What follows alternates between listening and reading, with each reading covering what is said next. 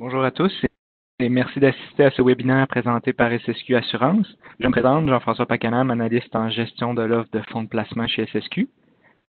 Nous sommes heureux de vous présenter aujourd'hui Stéphane Corriveau, président directeur principal et chef de la conformité pour AlphaFix, ici pour nous parler de leur stratégie d'obligation et prêts bancaires, leur positionnement et leur perspective pour le portefeuille. Sachez que s'il reste du temps à la fin, il nous fera plaisir de répondre à une ou deux questions que vous pouvez poser via votre interface WebEx. Sachez que vous pouvez aussi communiquer en tout temps avec votre représentant SSQ Assurance afin de poser toutes vos questions. Sans plus tarder, Stéphane, la parole est à toi. Bien, merci JF. Donc bonjour à tout le monde. Juste pour être, moi j'avais mon horaire, c'est en anglais aujourd'hui, mais c'est juste un switch là. Aujourd'hui c'est en français, puis demain c'est en anglais. Oui, c'est ça. OK, c'est beau. C'est parfait. J'ai les deux présentations, c'est pas un gros problème. Donc, je vais vous faire, dans le fond, une révision, une revue un petit peu du portefeuille puis de la stratégie. Puis je vais prendre les questions là, à la fin, là, si vous en avez concernant AlphaFix, la stratégie. Donc, à la page 3, c'est juste pour vous présenter AlphaFix. Donc, c'est une firme spécialisée en revenus fixes. Donc, tout ce qui est la dette, de la manière qu'on gère la dette, c'est création de valeur ajoutée constante. Le mot constante est très important ici. Donc, on ne veut pas juste, dans le fond, créer de la valeur ajoutée une année plus 500, l'autre année moins 400. Donc, le mot constante, très important. Processus de gestion de risque, même si on gère des obligations, qui est la classe d'actifs la plus sécuritaire, il y a des risques là-dedans. Donc, nous, on évalue tous les risques et on a une approche d'analyse fondamentale.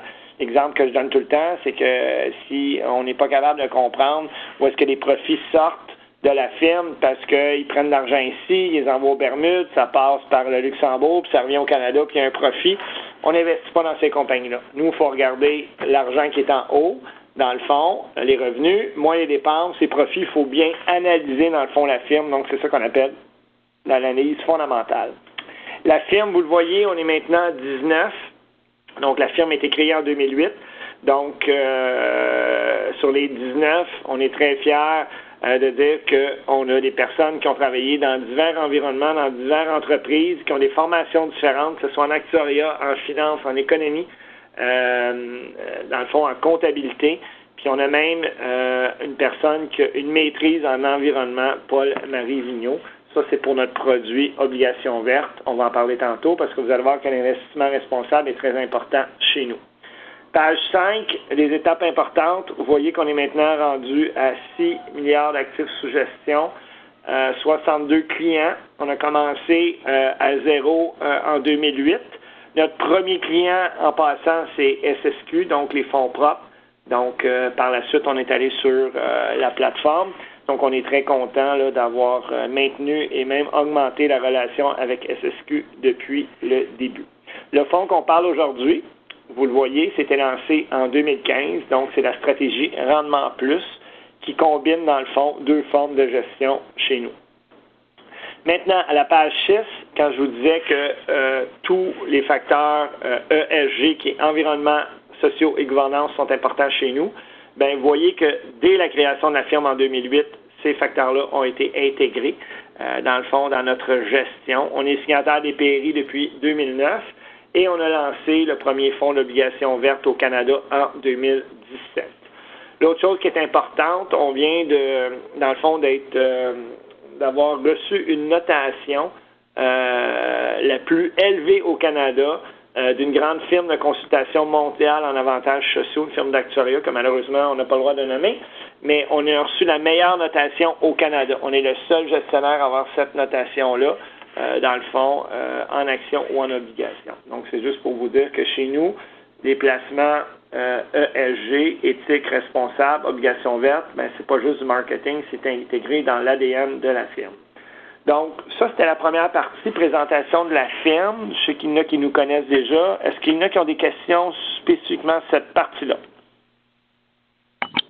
Non, il n'y a pas de questions pour l'instant. La période de questions va être plus à la fin. À la fin? Bon, parfait. Ouais. Merci Jean-François. Donc, si on voit maintenant la page 8, juste expliquer, dans le fond, qu'est-ce qui arrive avec les taux d'intérêt. Bien, vous le savez, depuis les années 90, mais 80, les taux d'intérêt ont baissé à travers le monde et surtout au Canada. Donc, les obligations, qu'est-ce qui est important de retenir, je vais en parler tantôt, c'est que c'est une relation inverse avec les taux d'intérêt. Quand les taux d'intérêt diminuent, les prix des obligations augmentent. Donc, ça veut dire que pendant cette période-là, le prix des obligations, oui, tu investissais, tu avais un coupon, mais tu as aussi eu une appréciation du prix. Parce que les obligations que je parle ici, c'est pas des certificats de placement garanti que tu n'es pas capable de, dans le fond, vendre ou acheter. Vendre après que tu as l'achat, ou est-ce que tu es gelé. C'est des obligations que tu enregistres à tous les jours sur le marché canadien. Donc, on voit que les taux d'intérêt ont descendu beaucoup. En date du 2 mai, vous voyez que le taux de 10 ans au Canada est rendu à 1,76. Aujourd'hui, il est à 1,74. OK? Pourquoi je dis ça? C'est juste pour vous dire qu'aujourd'hui, le taux d'intérêt à un jour est à 1,75 avec le taux d'intérêt avec la Banque du Canada. Donc, vous voyez qu'on est dans un mode qu'on appelle le courbe inversée. On va en parler un petit peu tantôt. Donc, taux d'intérêt très bas. Il y a 3 cercles.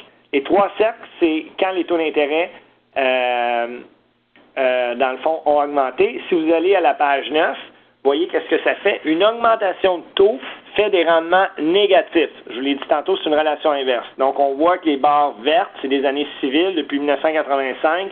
Les obligations ont très bien performé, des gros coupons, tout le monde était heureux. On a même eu du 22,8 en 91. Bon, ça, c'est du passé. C'est pas là qu'on est aujourd'hui. Puis, qu'est-ce qu'on veut vous montrer? C'est qu'avec le bas taux des taux d'intérêt qu'on a aujourd'hui, nous, on pense que les taux vont monter. Donc, les taux qui montent, c'est des rendements négatifs. Donc, qu'est-ce qu'on fait avec ça? On a créé un produit qu'on appelle SSQ Obligations et prêt bancaire Alpha Fix, qui est un produit de gestion active. Parce que l'autre point important chez Alpha Fix, c'est de la gestion active qu'on fait. On ne fait pas de gestion vraiment indicielle. C'est pas dans notre ADN. Donc, on prend, dans le fond, des positions dans le marché.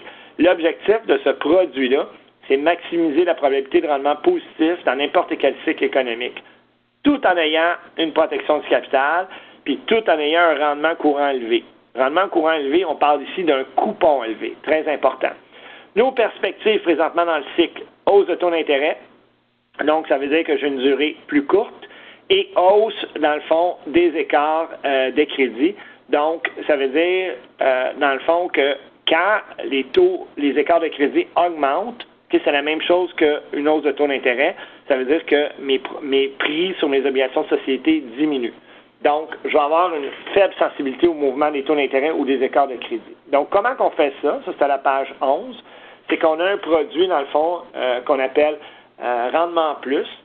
Puis ce produit-là, vous voyez, la première chose, la durée est de 3,6 années versus l'indice univers, qui est pas mal, dans le fond, le benchmark, là.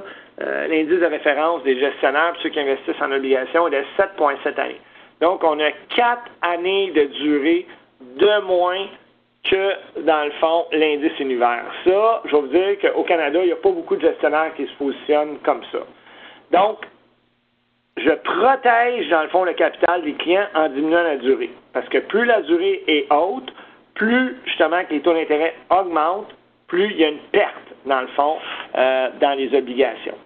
Habituellement, quand tu diminues ta durée, tu diminues ton rendement. Puis vous voyez que nous, notre rendement, qui est le taux de rendement à échéance, donc le taux de rendement quand je mets une pièce aujourd'hui, qu'est-ce que je m'attends de faire en termes de taux de rendement?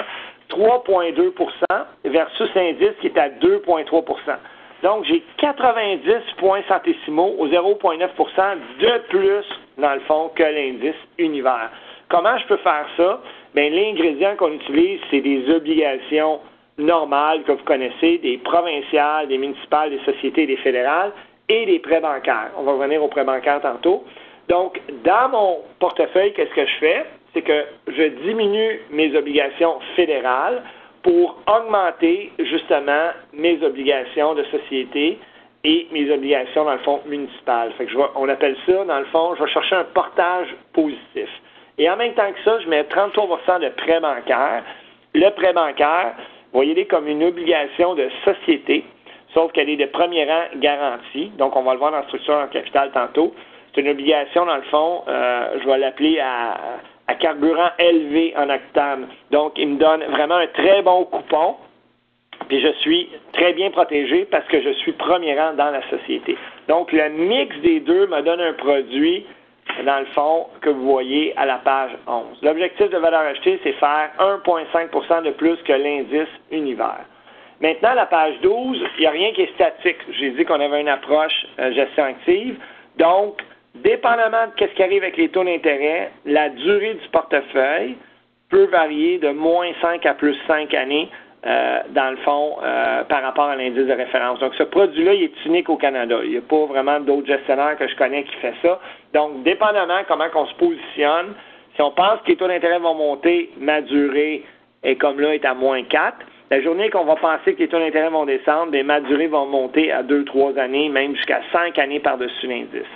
Après ça, vous voyez que c'est comme des pistons, des thermomètres, où est-ce que, dépendamment de notre vue sur, justement, qu'est-ce qui arrive dans le marché obligataire, bien, je vais augmenter ou diminuer mes prêts bancaires. Je peux aller jusqu'à 40 %, mes obligations de société jusqu'à 50 % mes obligations provinciales jusqu'à 50 % mes obligations municipales, incluant les obligations non cotées du Québec qui me donnent un bon rendement jusqu'à 25 %, ou la journée que je pense qu'on est, dans le fond, proche d'une récession, que le cycle va se terminer bientôt, qui n'est pas notre cas en passant. Nous, on pense que le cycle est, dans le fond, on est en fin de cycle, mais on ne voit pas une récession en 2019, mais je vais me réfugier dans les obligations fédérales.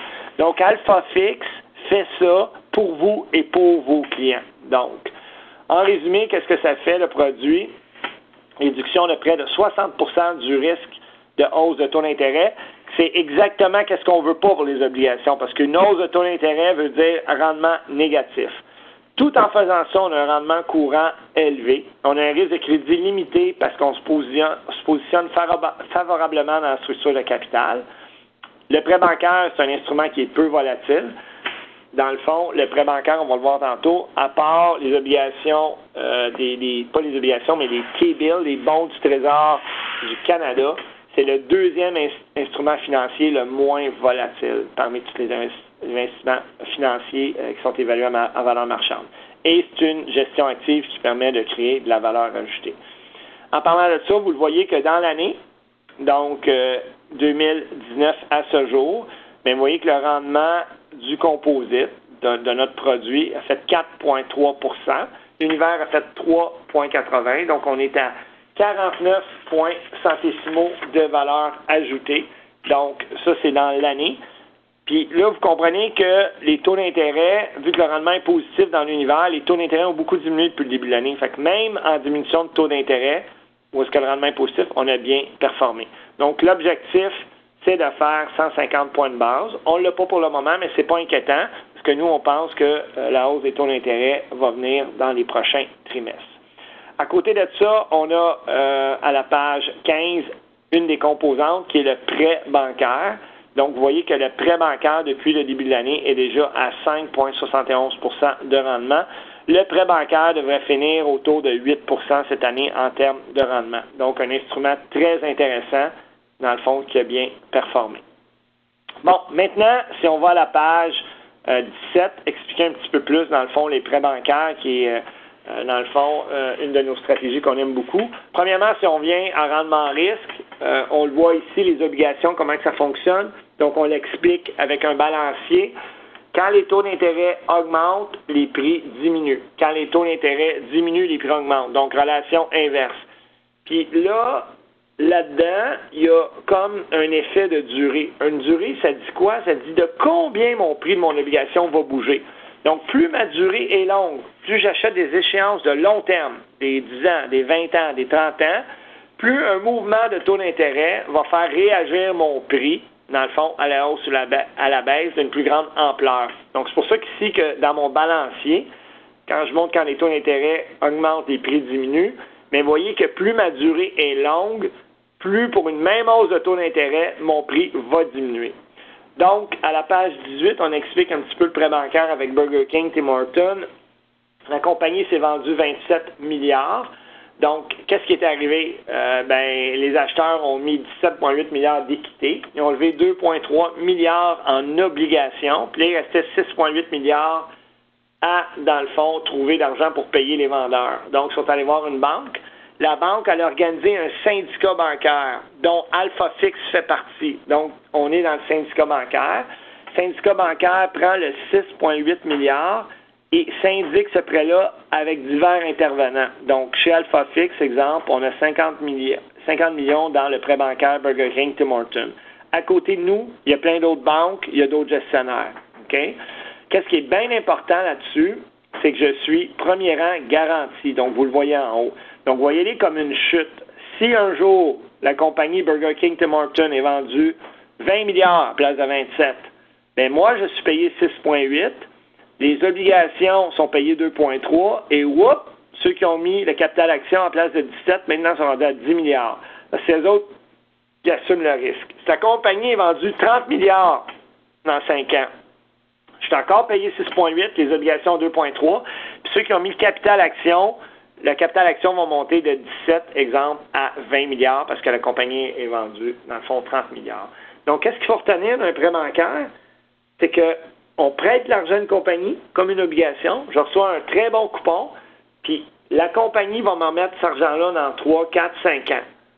Pour pas qu'elle me remette de l'argent, il faut que la compagnie soit en défaut.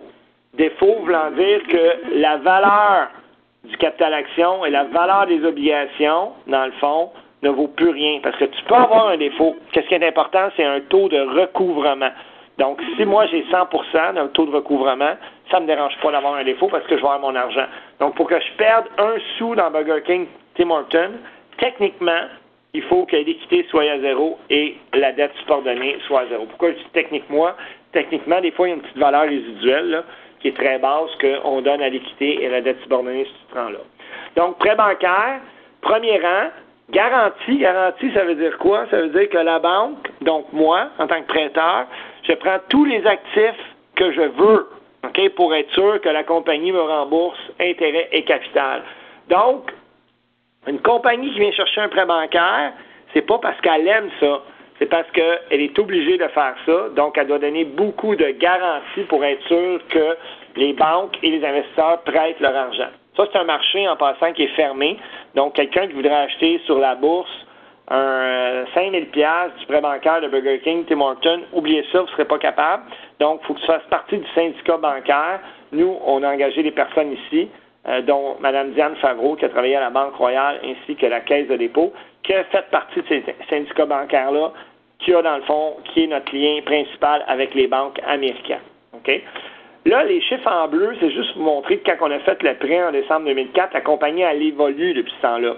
Donc, on a remis à jour ces chiffres-là au 30 novembre 2018 et vous voyez que le capital action est maintenant rendu à 27,5 milliards, les obligations 3 milliards, les prêts bancaires, ils ont augmenté à 9,1. Donc, vous voyez que quand on investit dans le prêt bancaire aujourd'hui, au 30 novembre, là, de Burger King, Tim Hortons, j'ai 30 milliards en dessous de moi de coussins gonflables de valeur de compagnie. Donc, toutes les compagnies qu'on investit dedans doivent avoir un flux monétaire positif. Okay? C'est pas une compagnie qui vient de partir, là, okay? Qui n'a pas de flux monétaire positif.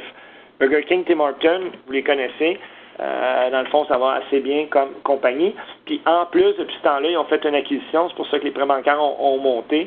Ça s'appelle Popeye. C'est un restaurant comme de poulet frit, comme dans le fond PFK. Donc, eux, je ne veux pas vous dire que les ventes, ils vont pas mal bien avec ça. Okay? Inquiétez-vous pas, dans notre portefeuille, on a des compagnies comme ça, mais on a aussi des hôpitaux. Pour être sûr que les clients qui mangent trop de là, ben, on va les retrouver dans l'hôpital. Donc, maintenant, si on regarde la page 19, dans le fond, les caractéristiques de prêt bancaire, je l'ai dit, premier rang, donc priorité du passif en cas de défaut, favorise un taux de récupération élevé. Garantie, donc, c'est les charges sur les actifs de l'emprunteur. Encore une fois, si ça va mal, il y a un taux de récupération élevé. C'est un taux variable très important. Donc, la durée que j'ai parlé tantôt d'un prêt bancaire, c'est 0,25 années. Parce qu'à tous les 3 mois, le coupon change avec le taux à court terme et un écart qui est dans le contrat. Donc, ça élimine le risque de taux d'intérêt, puis c'est une protection contre le risque d'inflation. Il y a des clauses restrictives en plus. Quand on a un contrat, on évalue les clauses restrictives et ça donne un rendement courant élevé. Notre processus, il y a plus de 1200 titres de prêts bancaires dans l'indice, qui est 1100 milliards US. Fait que c'est très, très gros le marché des prêts bancaires, même si on le connaît moins là, aux États-Unis. Au Canada, les banques gardent tous les prêts bancaires dans leurs livres, c'est pour ça qu'on n'entend pas parler. Donc, notre équipe reçoit peut-être 6-7 nouveaux prêts bancaires par semaine. Nous, très disciplinés, c'est juste les grands prêts bancaires, donc minimum 500 millions. Donc, vous comprenez que c'est des gros prêts bancaires. En passant, la taille moyenne de nos prêts bancaires dans notre portefeuille, c'est 1,8 milliard. Donc, vous comprenez la grosseur des compagnies. Notation de crédit, c'est juste les WB et les B+. Certaines industries, on les regarde même pas. Donc, tout ce qui est énergie, on ne le regarde pas. Mines et métaux, on ne regarde pas ça. Aviation, tout ce qui est cyclique, on ne regarde pas ça. Et on regarde la valeur relative. Ça peut être une bonne compagnie, une bonne taille, bonne notation de crédit, d'une bonne industrie, mais ça ne me paye pas. Donc, je ne le regarde pas.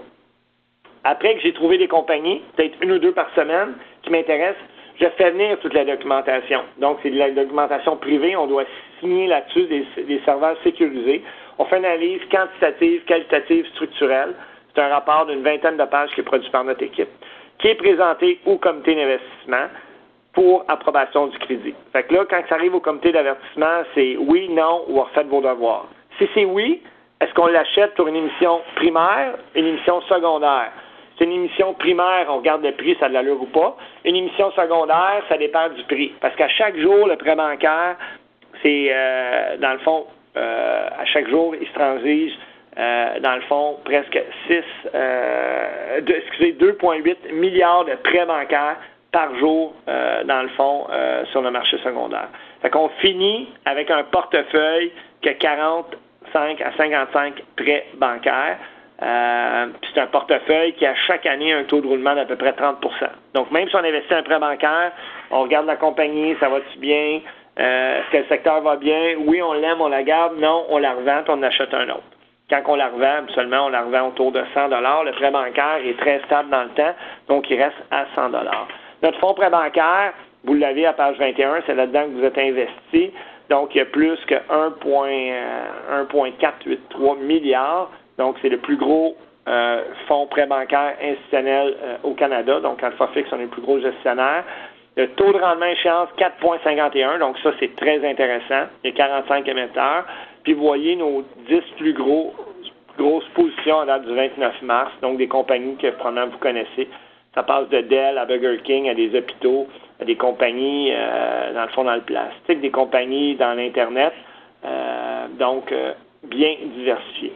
Donc, en résumé, à la page 22, vous voyez que nous, on a 45 à 55 titres, premier rang seulement, prêt bancaire seulement, donc on n'a pas d'obligation à rendement élevé, on n'a pas de produits dérivés, on n'a pas de levier, on n'a pas de prêt bancaire de deuxième et troisième rang qui sont moins solides. Focus sur les non cycliques, on inclut les critères ESG, c'est un biais de qualité et c'est une gestion active.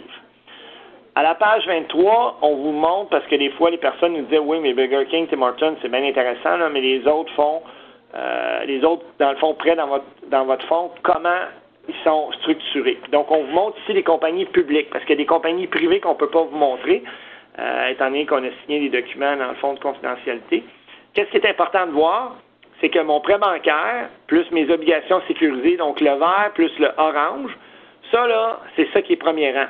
Tout ce qui est en dessous, c'est des coussins gonflables qui nous protègent.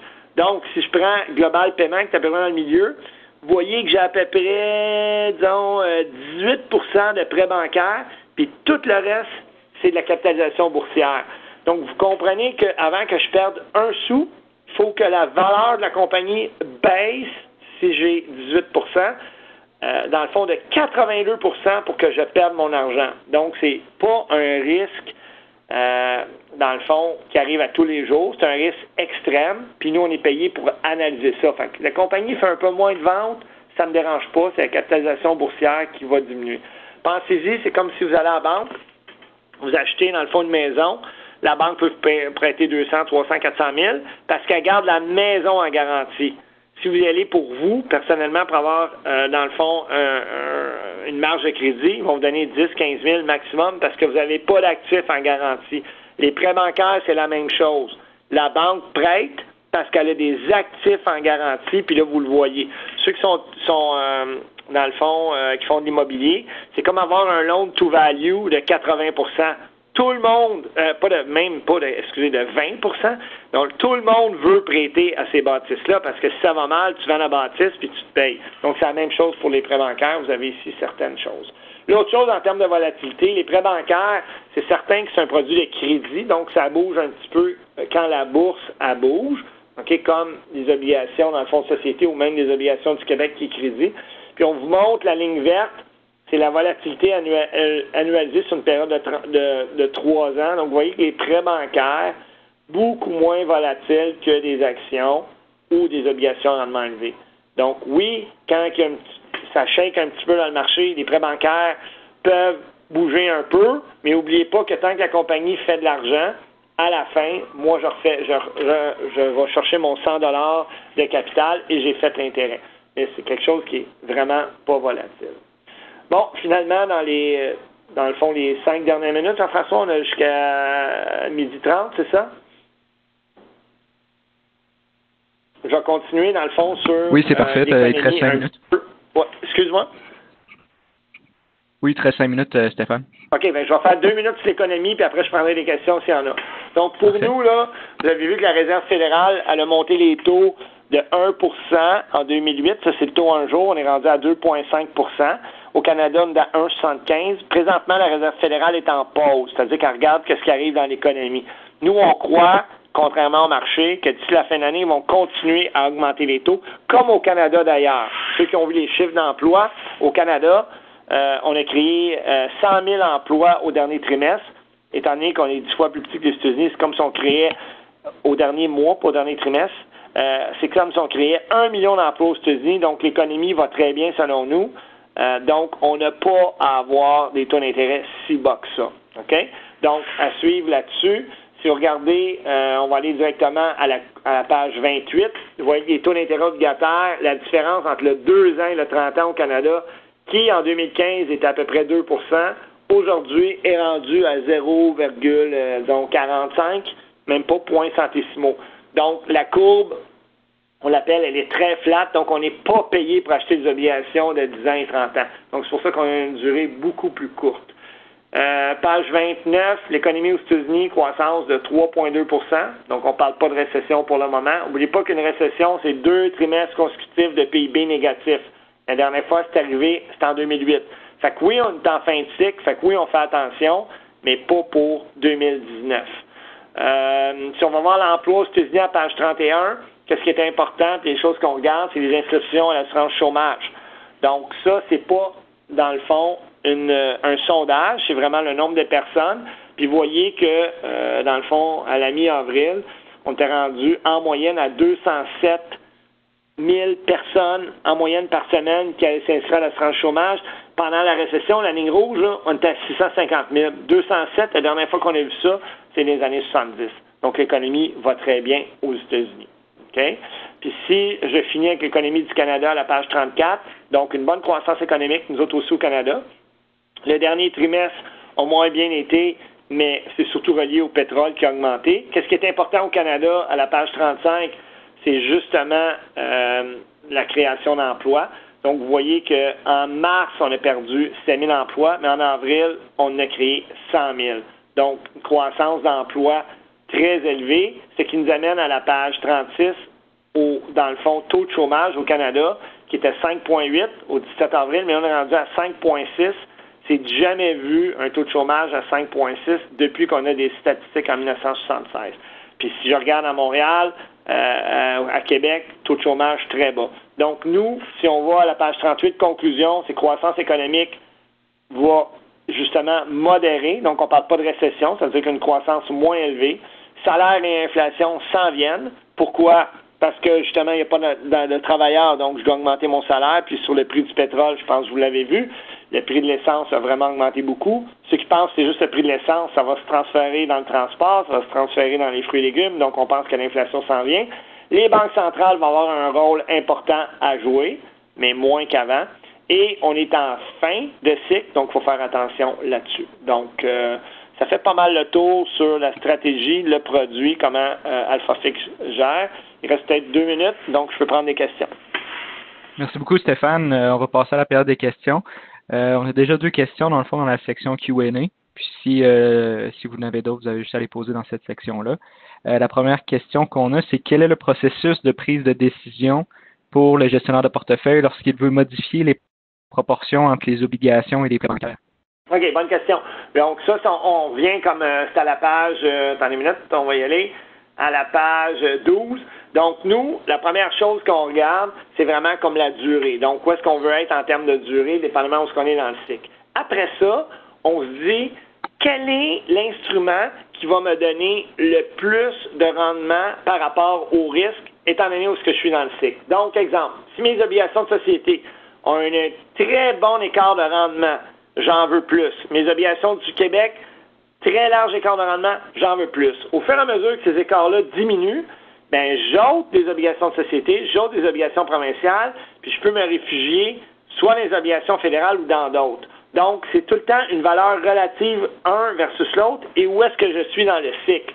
Comme exemple, je vais vous donner un exemple, au 31 décembre, tout a shaké dans la bourse, mais les écarts de rendement ont augmenté beaucoup. Donc, ça veut dire qu'on a acheté des obligations du Québec qui me donnaient 1% de plus que du Canada dans le long terme, alors que peut-être 3 mois avant, ils me donnaient 0,6%, 60 points de base, donc 0,6 60 points centésimaux. Donc, dépendamment de la valeur, dépendamment du risque, dépendamment de ce que je suis dans le cycle, on va faire une allocation dynamique. Donc, la journée où est-ce que les taux d'intérêt sont rendus plus hauts, mes écarts de crédit sont rendus plus hauts, ben, je vais augmenter ma durée, augmenter mes obligations de société et diminuer mes prêts bancaires. Donc, ça, c'est quelque chose qu'Alpha Fix on fait, dans le fond, au quotidien, dépendamment des valeurs qu'on retrouve sur le marché. Parfait, merci Stéphane. Puis on avait une dernière question. Il y avait quelqu'un qui se demandait pourquoi que vous étiez les seuls à offrir ce produit au Canada, selon toi. Ah, OK. Bien, il y a deux choses. Comme je vous dis, la gestion de la durée, il y a beaucoup de gestionnaires qui disent on va rester proche de l'indice. Fait que dans ce temps-là, mon client, ben, je fais pas de valeur ajoutée, mais j'en perds pas, donc il reste avec moi. OK? Donc, ça l'aide le gestionnaire, mais ça l'aide pas justement le client. Fait que nous, première chose, on se décolle de l'indice pour protéger le capital. Donc, ça veut dire qu'on prend un risque, mais basé sur nos vues de futur. Donc, ça, c'est la première chose. Donc, ça veut dire qu'Alpha Fix, on est un gestionnaire actif, puis on pense le client en premier. Deuxième chose, les prêts bancaires. Pour les prêts bancaires, tu dois avoir, dans le fond, des contacts pour rentrer dans le syndicat bancaire aux États-Unis. Comme je vous disais tantôt, on a engagé 2 personnes, dont Diane Favreau, qui, elle, a travaillé toute sa vie dans une banque à la Caisse de dépôt, qui a ces contacts-là. Donc, ceux qui émettent des prêts bancaires, c'est les grosses banques aux États-Unis. JP Morgan, Morgan Stanley, Merrill Lynch, Bank of America, Barclays. Donc, eux autres, il faut qu'ils te connaissent pour que tu rentres dans le syndicat parce que c'est de l'information confidentielle. Avec Dan, on a pu faire ça. Un autre gestionnaire qui voudrait faire ça aujourd'hui, il pourrait, mais c'est beaucoup plus difficile de rentrer dans le syndicat bancaire. Donc, c'est quelque chose qu'on a développé, cette expertise-là, depuis déjà 5 ans. Donc, c'est pour ça que c'est ça qui nous distingue au Canada. C'est ça qui nous distingue de nos compétiteurs. Parfait, merci beaucoup Stéphane, donc très intéressant. Donc ceci conclut la présentation. À tous ceux qui ont écouté le webinaire, merci de votre participation. Et revenez-nous à la fin juin pour le prochain webinaire TD, leur stratégie de faible volatilité. Merci, bonne journée à tous.